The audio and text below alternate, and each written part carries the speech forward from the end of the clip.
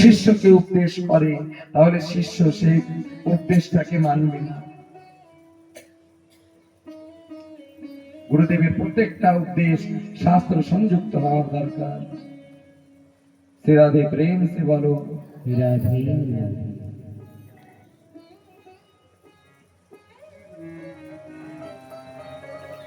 সুদামা ঠাকুর আমার মায়ের কাছ থেকে আদেশ নিয়ে গুরু সান্দিপানি মনির আশ্রমে আসছে। আশ্রমের দ্বারের থেকেই ডাক দিচ্ছে, গুরুদেব গুরুদেব বলে ডাক দিয়েছে। গুরু সান্দিপানি মনি আশ্রমে থেকে বাইরে আসছে, এসে সুদামার সম্মুখে দাঁড়িয়েছে। সুদামা ঠাকুর দেখে প্রণাম করছে। গুরুদেব বলছে, কে তুমি? এই মতো অবস্থায় ভগবান শ্রীকৃষ্ণ আশ্রমের থেকে বাইরে গুরুদেবের নিকটে এসে দাঁড়িয়েছে। ভগবান শ্রীকৃষ্ণ গুরুদেব বলছে, গুরুদেব ওকে দেখে মনে হচ্ছে নিশ্চয়ই কোন সৎ ব্রাহ্মণ পুত্র, ওকে আপনি আশ্রয় প্রদান করুন, নিশ্চয়ই সৎ শিক্ষা লাভ করবে। ভগবান শ্রীকৃষ্ণের কথা অনুযায়ী গুরুদেব সুদামাকে আশ্রয় প্রদান করলেন। আশ্রয় প্রদান করে গুরুদেব আশ্রমের মধ্যে চলে গেছে। সুদামা শ্রীকৃষ্ণের সম্মুখে দাঁড়িয়ে আছে, অপলক নয়নে তার দিকে তাকিয়েছে। ভগবান সুদামাকে বলছে, তোমার নাম বলবে না? তখন সুদামা বলছে, আমার নাম সুদামা। বলছে, তোমার নাম সুদামা? আমার নাম কৃষ্ণ। সুদামা একভাবেই তাকিয়েছে। তার মুখের কথা, তার শ্রীমুখের কথা এত সুমধুর যেন বারবার তার কথা শুনবার ইচ্ছা হচ্ছে, যেন হৃদয়ে বারবার বলছে, আর একটু কথা বলো। সুদামা বলছে, তবে তোমার কারণে গুরুদেব আমাকে আশ্রয় দিয়েছে, তুমি কি আমার বন্ধু হইবে? আমার এই জগতে কেউ বন্ধু নেই, কারণ আমি নির্ধন ব্রাহ্মণ পুত্র। নির্ধনের কোন বন্ধু হয় না এই জগতে, একটি সত্য কথা। যত বড় দুরাচারী হোক, অধর্মী হোক, যদি টাকা পয়সা থাকে তার হাজারো জায়গায় বন্ধু থাকে, সব জায়গায় তাকে মান সম্মান দেওয়া হয়। ধর্মক্ষেত্রে গেলেও তার জন্য বড় একটা আসন রেখে দেওয়া হয়, কারণ টাকা পয়সা আছে না। কিন্তু যদি নির্ধন হয়, ধার্মিক হয়, সৎ হয়, নির্ধন দেখে তাহাকে আদর করে না, অনেক লোক এই করে না। বন্ধু বলে কেউ মেনে নিতে চায় না। এই জগতে টাকার জোর আছে, কিন্তু অন্তর জগতে ভগবান শ্রীকৃষ্ণ টাকা দেখে কাউকে বন্ধু করবে না, এই কথাও জেনে নেবে। ভগবান শ্রীকৃষ্ণ বন্ধু তাহাকেই করবে, তাহাকেই আশ্রয় প্রদান করবে যার চরিত্র সৎ, যে ধার্মিক তাহাকে বন্ধু করবে, তাহাকে আশ্রয় প্রদান করবে, তাহাকে হৃদয়ে লাগিয়ে জড়িয়ে ধরবে, তাহাকে তার আশ্রয় প্রদান করবে। এই জগতে তো টাকার জোরে চলা যাবে, ভগবানের কাছে টাকার কোনো জোর চলবে না। শ্রী রাধে প্রেম সে বলো, সবাই বলো। কারণ ভগবানের কাছে আমাদের সকল বৃত্তান্ত লেখা আছে, সবকিছুই জানি, কে ধর্মী কে অধর্মী, কে সৎ কে অসৎ, সবকিছুই জানা আছে। ভগবানের সম্মুখে কোনো টাকা পয়সার জোর চলবে না, এই জগতে চললেও।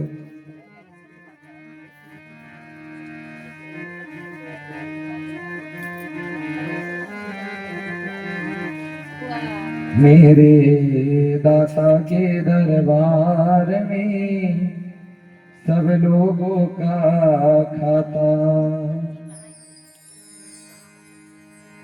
मेरे दाता के दरबार में सब लोगों का खाता। किसी को कौड़ी कम नहीं देता, किसी को पाई ज्यादा, मेरे दाता के दरबार में सब लोगों का खाता। मेरे दाता के दरबार में सब लोगों का खाता।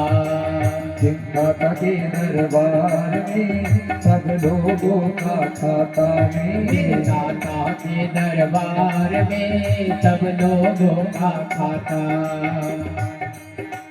चले न उसके आगे रिश्वत, चले नहीं चालाकी, चले न उसके आगे रिश्वत, चले नहीं चालाकी।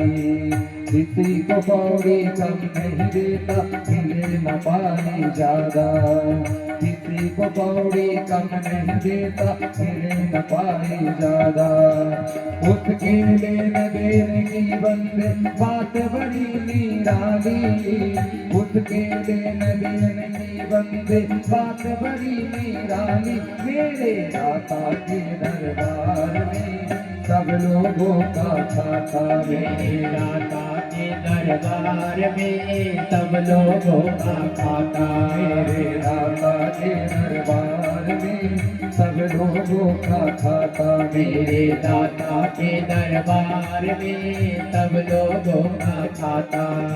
चले न उसके आगे रिश्वत, चले नहीं चालाकी, चले न उसके आगे रिश्वत, चले नहीं चालाकी। मेरे दाता के दरबार में सब लोगों का खाता। मेरे दाता के दरबार में सब लोगों का खाता। मेरे दाता के दरबार में सब लोगों का खाता। मेरे दाता के दरबार में सब लोगों का खाता।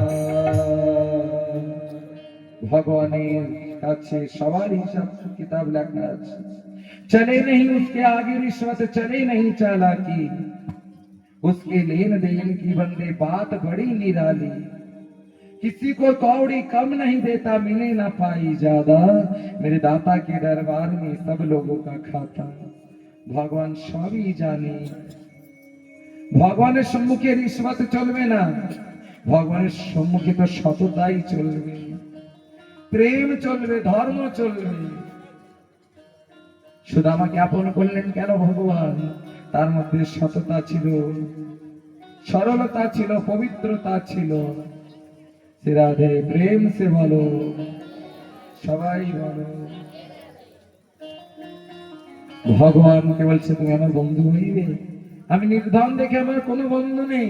ভগবান বলছে নিশ্চয়ই আমি তোমার বন্ধু, আমি তোমার বন্ধু আর তুমি আমার বন্ধু। ভগবান প্রথমে আলিঙ্গন করলেন সুদামাকে, ধীরে ধীরে করে গুরুগৃহে থেকে সুশিক্ষা লাভ করছে। একদিন গুরুমা সুদামাকে ডাক দিয়ে বলছে, সুদামা রন্ধনশালা রন্ধন করবার জন্য কাষ্ঠ নেই, তাই বনে গিয়ে শুষ্ক কাষ্ঠ একত্রিত করে নিয়ে আসবে এবং কৃষ্ণকেও সঙ্গে করে নিয়ে যাবে। সুদামা ঠাকুর কৃষ্ণকে সঙ্গে নিয়েছে। গুরুমা কিছু চানা সুদামা ঠাকুরের হাতে দিয়েছিল। সুদামা বনে গিয়ে কাষ্ঠ একত্রিত করবার সময় যখন ক্ষুধা পাবে, কৃষ্ণের ভাগ কৃষ্ণকে দিয়ে সেবা পাবে।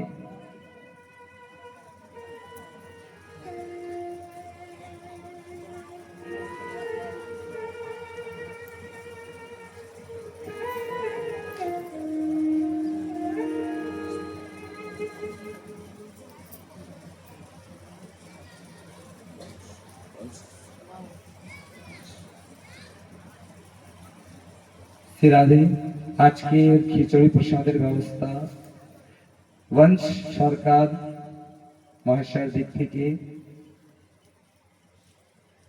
সকল ভক্তগণ প্রসাদ পাবে এবং আশীর্বাদ করবে, তার জীবন যেন মধুময় হয়, আনন্দময় হয়, মঙ্গলময় যেন হয়, ধনে যেন যেন তার জীবন পরিপূর্ণ হয়, সকলের প্রেম যেন লাভ করতে পারে, জগতে যেন সকলের ভালোবাসার পাত্র হতে পারে এবং আমার রাধা গোবিন্দের চরণে যেন মতিগতি হয়। এই বংশ সম্পর্কে নাতি চাল দেশে সম্পর্কে নাতি হয় সরকার সরকার বংশ সরকার সম্পর্কে আমাদের কাকিমার নাতি হয় সিরাজে। তার দিক থেকে আজকে প্রসাদের ব্যবস্থা আছে। গুরুমা সুদামা ঠাকুরের হাতে চানা দিয়েছে, বলছে এই চানা বনে গিয়ে যখন কাজটা একত্রিত করবে, সেবা করবে, কৃষ্ণের ভাবে কৃষ্ণকে দিয়ে তুমি সেবা করবে। সুদামা ঠাকুরের হাতে যখনই চানা নিয়েছে, সুদামা ঠাকুর ছিল ত্রিকালদর্শী। এত সরলতা, ওই ৫ম বৎসরের বালক, তার ত্রিকাল দৃষ্টি ছিল, আদি মধ্য আর ভবিষ্যৎ তিনও সম্বন্ধে তার জানা ছিল। ওই চানা হাতে নেওয়ার সঙ্গে সঙ্গেই সুদামা ঠাকুর বুঝতে পারছে ওই চানায় একটি বৃদ্ধ মায়ের অভিশাপ লেগে আছে। ওই উজ্জয়ন নগরে একটি ক্ষুধার্ত বৃদ্ধ মা ক্ষুধার জ্বালা নিবারণ করবার জন্য লোকের দ্বারে দ্বারে ভিক্ষা করেছিল, আর ভিক্ষা করে কিছু চানা পেয়েছিল, কিছু চানা সেবা নিয়েছিল, আর কিছু একটি কাপড়ে পটলিতে বেঁধে শিরানায় রেখে ঘুমিয়ে পড়েছিল, যে ঘুম থেকে জেগে উঠবো, যখন ক্ষুধা পাবে তখন সেবা করবো। একটি চোর এই বৃদ্ধ মায়ের কাছে গিয়ে মনে চিন্তা করছে, নিশ্চয়ই ওই পটলির মধ্যে কোনো বহুমূল্য ধন বেঁধে রেখেছে, তাই চোরে চুরি করে নিয়ে চলে গেছে। পথমাঝে খুলে দেখতে পায় কিছু চানা রাখা আছে। চোরের কোনো কাজের নয়, চোর আবার ওই পটলিটা বেঁধে সান্দীপনী মুনির আশ্রমের মধ্যে ফেলে দিয়েছিল, আর সান্দীপনী মুনির স্ত্রী গুরুমা ওই চানার পটলিটা পেয়ে রেখে দিয়েছিল। এই বৃদ্ধ মা যখন ঘুম থেকে জেগে উঠছে, ক্ষুধার জ্বালা নিবারণ করবার যখন ওই চানা তালাশ করছে, তখন শিরানায় ওই চানা ছিল না। তাই ওই বৃদ্ধ মা অভিশাপ করেছিল, এই প্রবল ক্ষুধার সময় আমার চানা যে চুরি করেছে, আমি অভিশাপ করি ভয়ঙ্কর দরিদ্রতাতে সেও লিপ্ত হবে, আমার মতন ক্ষুধার জ্বালা তারও কষ্ট পেতে হবে। ভয়ঙ্কর অভিশাপ করলে ওই চানায় ওই বৃদ্ধ মায়ের অভিশাপ লেগে আছে। গুরুমা চানা দিয়েছে হাতে, আর বলছে কৃষ্ণের ভাগ কৃষ্ণকে দিয়ে খাবে। সুদামা চিন্তা করছে, এই চানা আমার সখাকে আমি দেব না। মনে গিয়েছে, কাজটা একত্রিত করেছে, হঠাৎ আকাশ মেঘাচ্ছন্ন হয়েছে, তুমুল বেগে বায়ু চলছে, ধুল উড়ছে, মেঘে গর্জনা করছে।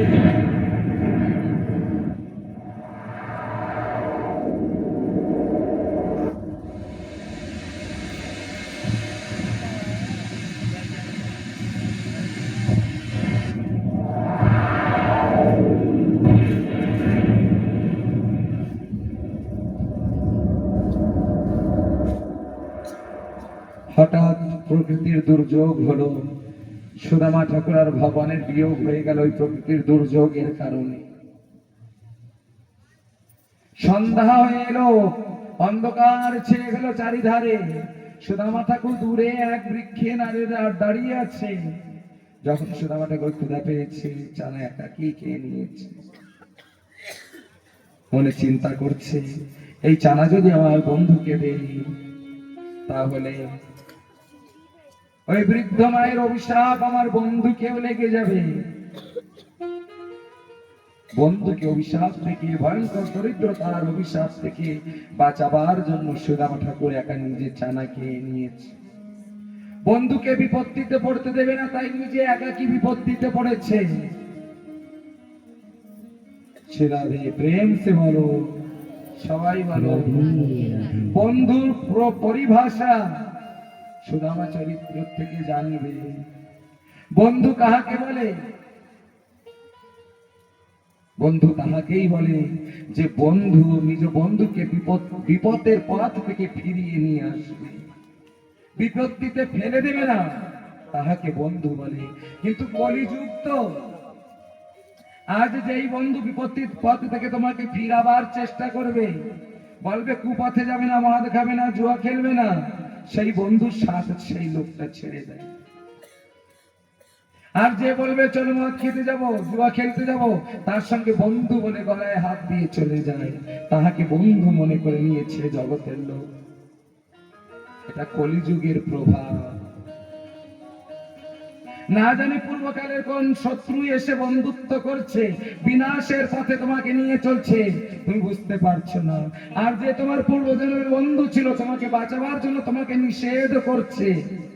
যেমন আমি ভাগবত পাঠে নিষেধ করি, অনেক জায়গায় রাগারাগি হয়,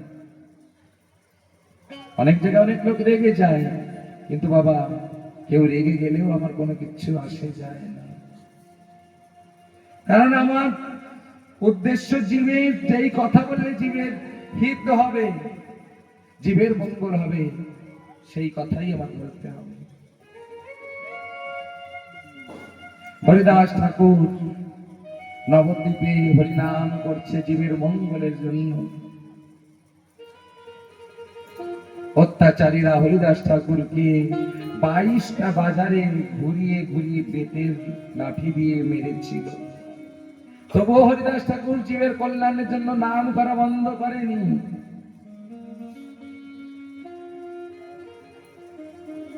যারা জীবের হিত চাইছে, জগতের হিত চাইছে, তারা কোনোদিনও, যতই কষ্ট হোক তাদের জীবনে, কোনোদিনও জগতের হিতের কথা বলা বন্ধ করবে না। আমাকে অনেক মানুষ ভালোবাসে না, আবার অনেক মানুষ ভালোবাসে। কেন ভালোবাসে না? যখন মাদের বিষয়ে একটু বেশি বলা হয়ে যায়, মানে বাস্তবিক তথ্যটা দেখানো হয়ে যায়, তখন একটু লোক রেগে যায়। আমিষের ব্যাপারে যখন একটু বেশি বলা হয়ে যায়, তখন লোক একটু রেগে যায়। ভাই, এই মদ মাংস ইত্যাদি খেলে জীবন ভালো হতে পারবে না। কি মুখ দেখাবে ভগবানকে?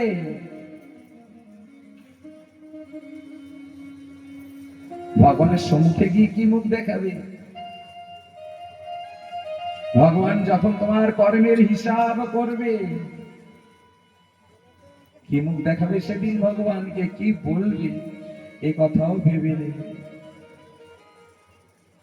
বন্ধু তাহাকেই বলে যে তোমাকে বিপদ থেকে পরিত্রাণ করবার জন্য তোমাকে উপদেশ করছে, বিপথে চলতে তোমাকে বারণ করছে। সুদামা নিজে ভয়ঙ্কর দরিদ্রতার অভিশাপ মাথায় নিয়েছে, কিন্তু ভগবানকে সুখী করার চেষ্টা করছে, ভগবানের যেন অভিশাপ না হয়। বন্ধু সুদামার কাছ থেকে বন্ধুত্ব শিখবে, কোনদিনও কাউকে বিপথে নিয়ে যাবে না, কুপথে নিয়ে যাবে না।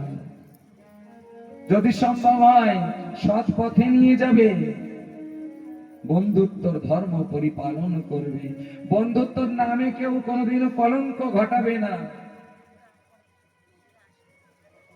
বন্ধু নাম যখন হয়েছে, বন্ধুত্বের ধর্মই পরিপালন করবে। সুদামা ঠাকুর ওই চালাকে নিয়েছে। পরদিন ঋষি প্রভাত কালে গুরু সন্দীপনী মুনি নিজের শিষ্যগণকে সঙ্গে করে নিয়ে বনের মধ্যে থেকে কৃষ্ণ আর সুদামাকে তালাশ করে নিয়ে আসছে। গুরু সন্দীপ যখন তালাশ করে নিয়ে আসছে, গুরুমা যখন জানতে পারছে সুদামা কৃষ্ণের ভাগ কৃষ্ণকে না দিয়ে নিজেই একা খেয়ে নিয়েছে, গুরুমা অভিশাপ করছে, সুদামা কৃষ্ণের ভাগে কৃষ্ণকে না দিয়ে খেয়েছ, আমি অভিশাপ করি ভয়ঙ্কর দরিদ্রতাতে তুমি লিপ্ত হবে।